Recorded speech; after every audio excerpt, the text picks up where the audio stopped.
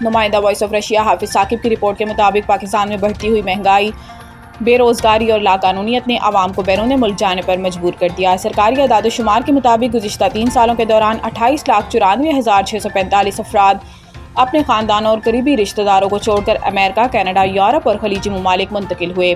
محکمہ protector and immigrants کے مطابق صرف فیسوں کی مد میں ان افراد نے حکومت پاکستان کو 26 ارب 62 کروڑ 48 لاکھ روپے ادا کیے۔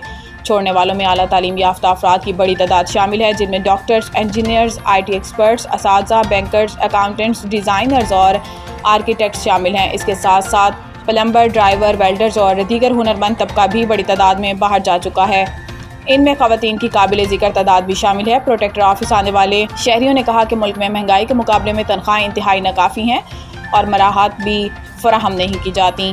تعلیم کے خواہش مند طلباء کا کہنا تھا کہ پاکستان میں چند تعلیمی ادارے موجود ہیں، لیکن ان کی فیسیں اس قدر زیادہ ہیں کہ عام لوگ برداشت نہیں کر پاتے۔ ماہرین کے مطابق یہ رجحان پاکستان کے لیے خطرناک ثابت ہو سکتا ہے، کیونکہ بڑے پیمانے پر برین ڈرین اور ہنرمند افراد کی ہجرت ملکی معیشت اور ترقی کے عمل کو بری طرح متاثر کرے گی۔